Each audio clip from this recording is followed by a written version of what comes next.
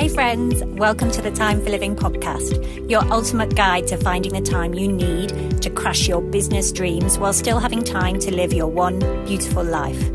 I'm your host, Lucy Clark, a devoted boy mum, dedicated business owner and time-finding expert. Say goodbye to that I'm too busy mindset that's holding you back from growing your online business.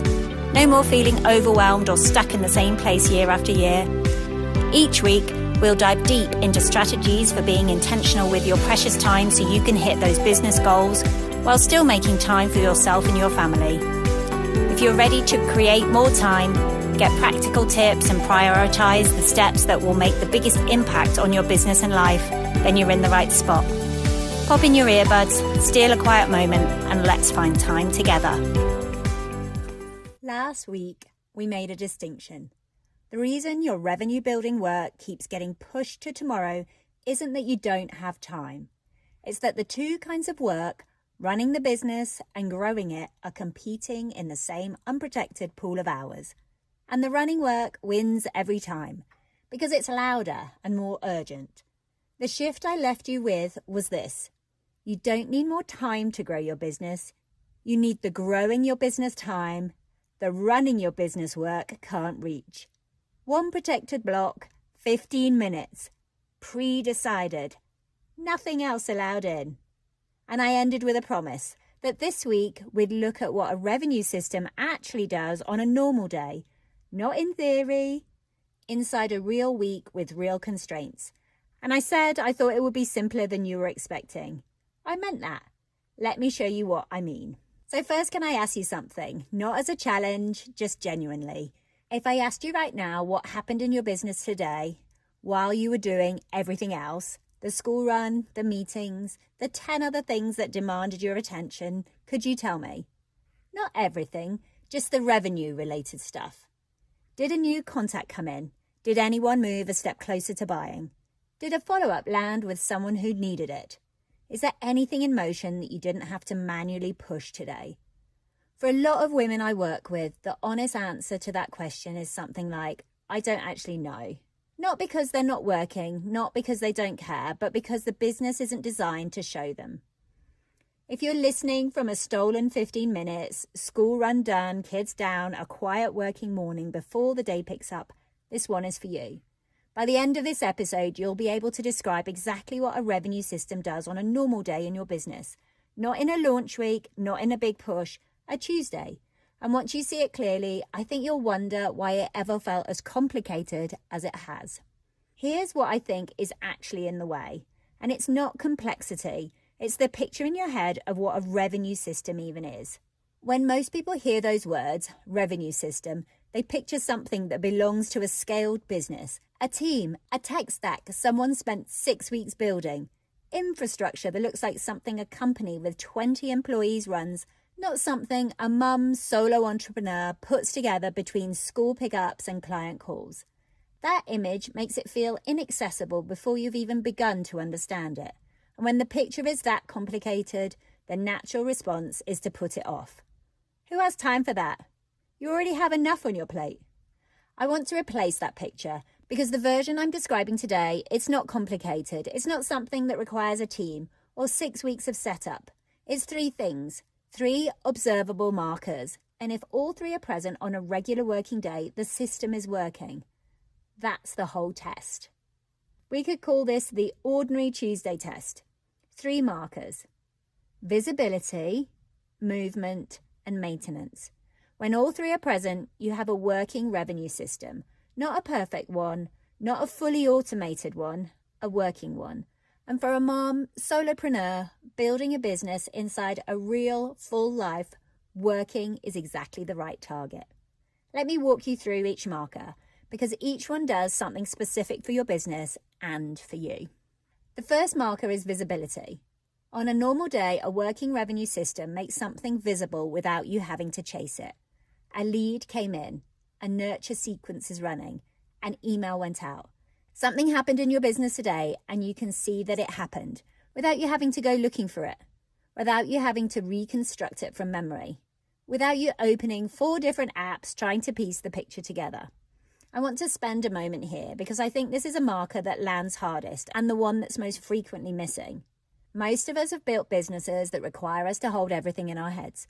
You know roughly how many inquiries you've had this month. You have a sense of who's interested. You're tracking a few conversations in your memory, a few more in your notes app, maybe one in an email thread you keep meaning to come back to. The information exists, but it lives in you, not in the business.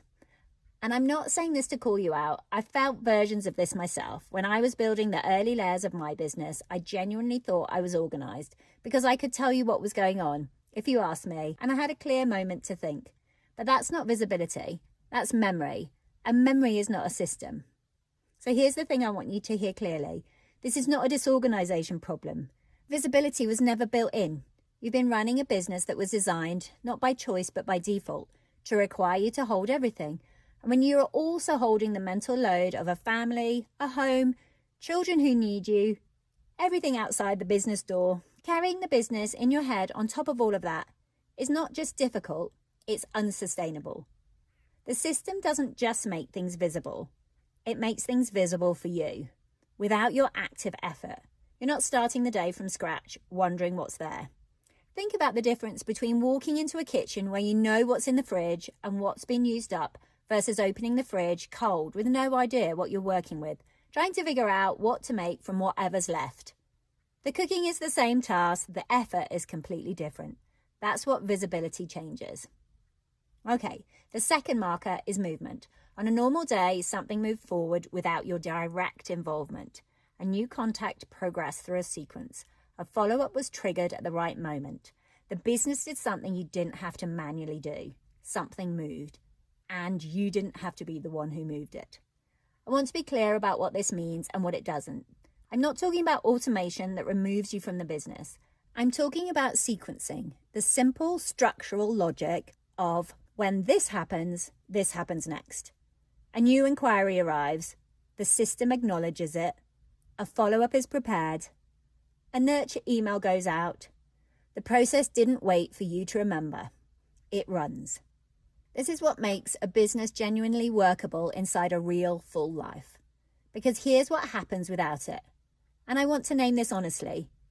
Every day you're not actively in the business is a day that nothing moves. School holidays, sick kids, a week where life asks everything of you. Those weeks aren't just inconvenient, they're expensive. The pipeline stalls. The conversations that might have progressed don't. The contacts who are warming towards a decision go cold. Not because they changed their mind, but because the follow-up never came. And when you come back, tired and behind and catching up, there's a gap to close before you can move forward again. The cycle is exhausting. And it's structural, not personal. It's not about your commitment or your effort. It's about whether the business was designed to move without you or whether it requires your hands on it every single day. Movement doesn't mean you disappear. You're still the architect. You're still in the conversations that matter, making the decisions that need you. But the gap between those conversations, the space where a business either keeps going or goes quiet, that's what the system should be filling, not waiting. And the third marker is maintenance.